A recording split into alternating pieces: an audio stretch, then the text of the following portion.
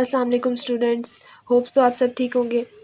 हम लोगों की आज की जो वीडियो है वो चैप्टर नंबर 3 फ़िज़िक्स का first year motion and force के हवाले से ये चैप्टर की वीडियो है। तो सबसे पहले वीडियो स्टार्ट होने से पहले अगर आपने अब तक हमारे चैनल को सब्सक्राइब नहीं किया है तो आज ही जाकर मेडिको बाय हानी को सब्सक्राइब करें और वीडियो को लाइक करना नहीं भूलिएगा। तो आज हम पढ़े मोशन एंड फोर्स। सबसे पहले हम मोशन एंड फोर्स के स्टार्ट को देखते हैं कि इसका स्टार्ट किस जगह से हुआ था। ये जो मोशन और फोर्स है ये स्टार्ट किस पॉइंट से हुआ था। तो ये स्टार्ट जो है ना वो न्यूटन से स्टार्ट हुआ था। ठीक है, साइंटिस्ट है न्यूटन जिन्होंने अपना फर्स्ट लॉ ऑफ मोशन दिया। उन्होंने उसके बाद second law of motion, third law of motion और जो है वो आगे भी फर्दर काफ़ी लॉज जो हैं वो उन्होंने ख़ुद जो है वो इन्वेंट किए थे। लेकिन आज हम लोगों ने इस वीडियो में लॉज ऑफ मोशन को डिस्कस करना है। First law of motion, second law of motion और थर्ड लॉ ऑफ मोशन कि ये मोशन कहते क्या हैं, इन मोशन का मकसद क्या है और ये जो हमारे पास लॉज बनाए गए हैं ये किस जगह पर अप्लाई हो सकते हैं। तो आज हम स्टार्ट करते हैं फर्स्ट लॉ से। जैसे कि आप सबको पता है कि फर्स्ट लॉ ऑफ मोशन को लॉ ऑफ इनर्शिया भी कहा जाता है। साथ साथ बच्चे इसको नोट करते रहिएगा।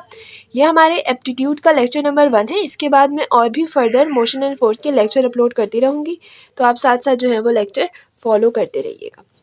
और अगर आपने हमारे पेड ग्रुप में शामिल होना है जिसमें हम आपको फुल MD-CAT 2024 की तैयारी करवाएंगे, तो ये नीचे नंबर चल रहा है, आप इस नंबर पर हमें मैसेज कर सकते हैं, हमसे कांटेक्ट कर सकते हैं और हम जो है वो आपको फर्दर अपने ग्रुप में ऐड कर लेंगे, जिसकी फ़ीस सिर्फ़ और सिर्फ 5500 रुपीज़ है, जो सिर्फ एक बार देनी है और आपको पूरे MD-CAT 2024 की तैयारी करवाई जाएगी। हमारा मोटो है कि तालीम जो है वो सबके लिए आम हो, हर बच्चा उसको अफोर्ड कर सके। तो उम्मीद है कि आप सब जो है हमारी हेल्प करेंगे, वीडियोस को आगे फॉरवर्ड करेंगे ताकि जो भी बच्चे वैसे अगर इतना भी पेड अफोर्ड नहीं करते तो वो इस तरीके से हमारी वीडियोस को ले लें। अच्छा जी, तो हम स्टार्ट करते हैं फर्स्ट लॉ ऑफ मोशन, जिसको हम कहते हैं लॉ ऑफ इनर्शिया। ठीक है, अब इसमें बोला क्या जा रहा है, an object at rest remain at rest and an object in motion remains in motion. यानी कि फर्स्ट लॉ ये बताता है कि अगर कोई भी चीज़ रेस्ट में है ना तो वो रेस्ट में रहेगी अनलेस जब तक उसके ऊपर कोई एक्सटर्नल फोर्स अफेक्ट नहीं करती। जैसे ये एक पेन है, इसको मैंने नीचे रख दिया। ठीक है, ये पेन यहाँ पे ऐसे ही रहेगा कब तक, जब तक कोई भी एक्सटर्नल फोर्स इस पर एक्ट नहीं करेगी। जैसे अगर ये रेस्ट में है तो ये रेस्ट पे रहना पसंद करेगा जब तक कि मैं इसको नहीं उठाती। हाँ, अगर मैं इसको उठा रही हूँ तो ये रेस्ट से अपनी पोजीशन स्टेट अपनी चेंज कर रहा है, बट अगर ये ऐसे ही रखे रहेगा तो ये अपना जो है वो चेंज नहीं करेगा जब तक कोई एक्सटर्नल फोर्स अप्लाई नहीं होगी। इसी तरीके से अगर कोई गाड़ी है और वो चल रही है, तो वो मोशन में ही रहेगी अनटिल एंड अनलेस उस पर कोई फोर्स एक्ट करे। जैसे कि ब्रेक्स, जब हम ब्रेक्स दबाएंगे तो क्या होगा कि वो रुक जाएगी। ठीक है, उम्मीद है कि आपको यहाँ तक जो है वो सब कुछ समझ आ रहा होगा। तो हम फर्स्ट लॉ तो हमें ये कहते हैं कि कोई भी चीज़ अगर एक स्टेट में है तो वो उसी स्टेट में रहना चाहिए, अगर तो रेस्ट में है तो रेस्ट में रहना चाहिए, मोशन में है तो वो मोशन में रहना चाहिए अनटिल उस पर कोई और चीज़ अफेक्ट ना करे, कोई एक्सटर्नल फोर्स अफेक्ट ना करे। ठीक है, इसको हम लॉ ऑफ इनर्शिया भी कहते हैं। ये MCQs का मोस्ट इंपॉर्टेंट पार्ट है, बहुत बार पूछ लिया जाता है। फर्स्ट लॉ ऑफ मोशन को और क्या कहा जाता है, थर्ड लॉ ऑफ मोशन को और क्या कहा जाता है, तो इसको आपने अपने जहन में रखना है। सेकेंड लॉ, न्यूटन का law, second law of motion. जैसे कि आपको पता है कि एक्सेलरेशन इन्वर्सली प्रोपोर्शनल होती है मास के।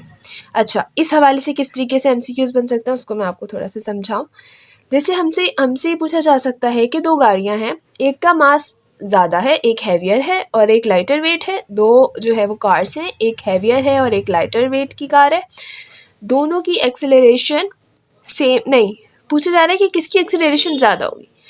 अब हमें क्या देखना है, एक्सेलरेशन, हमें क्या गिवन है, हमें मास गिवन है।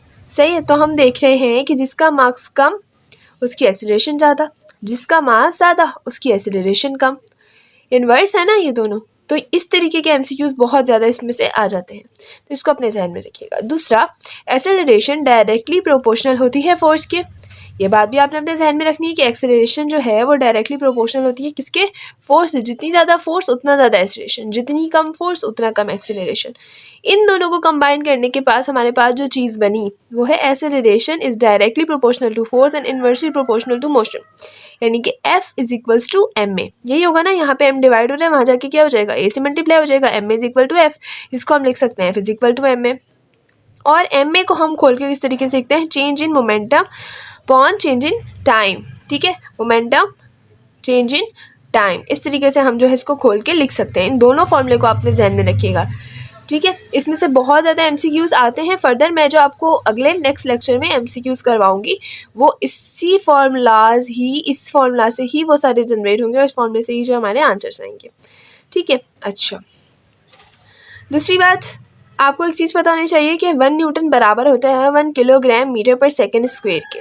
सही, इस चीज़ को आपने, इस कन्वर्शन को अपने जहन में अच्छे से बिठाना है। यहाँ मैंने ये जान कर लिखा है ताकि इसको जो है वो आप अपने पास कहीं नोट कर लें। 1 न्यूटन बराबर होता है 1 किलोग्राम मीटर पर सेकेंड स्क्वायर के। अच्छा, अब हम देखते हैं थर्ड लॉ। थर्ड लॉ तो बहुत ही आसान है। थर्ड लॉ में क्या कहा जाता है, for every action there is an equal and opposite reaction. कोई भी एक्शन आप करेंगे उसका वैसे ही इक्वल एंड अपोजिट रिएक्शन होगा। जैसे कि इसकी बहुत ज़्यादा जो है वो अच्छी एग्जांपल है कि अगर हमारे पास एक बॉल है, ठीक है, और उस बॉल को हम किसी भी दीवार के साथ मार रहे हैं, उस बॉल को हमने किसी भी दीवार पे हिट किया है, तो हमने उसको एक फोर्स दी है, उसने वो फोर्स जाके दीवार पे मारी, यानी कि दीवार पे वो फोर्स लगाई और दीवार ने उस पर वापस बैक एक फोर्स लगाई। तो वो फोर्स जो हमने उसको दी और वो फोर्स जो वहाँ से आई, जो हमने दी वो एक्शन, जो वहाँ से आई वो रिएक्शन, यानी कि हर चीज़ का इक्वल एंड ओपोजिट रिएक्शन होता है। हर एक्शन का इक्वल एंड ऑपोजिट रिएक्शन होता है। ये 3 लॉज न्यूटन ने पेश किए, इसको अपने जहन में रखिएगा। बहुत ज़्यादा सवाल इधर से ही बन के आते हैं, इन्हीं लॉज को यूज़ करते हुए, इन्हीं लॉ को डेरिवेट करते हुए जो है वो क्वेश्चंस आते हैं। और इसे नेक्स्ट लेक्चर में जो हूँ मैं आपको सारे MCQs करवाऊँगी जो भी लॉज ऑफ मोशन के बारे में होंगे, ठीक है। और सो आपको मेरी वीडियो पसंद आई होगी, वीडियो को लाइक ज़रूर कीजिएगा, चैनल को सब्सक्राइब भी कीजिएगा और इसी तरह हमारे साथ जुड़े रहिएगा। शुक्रिया।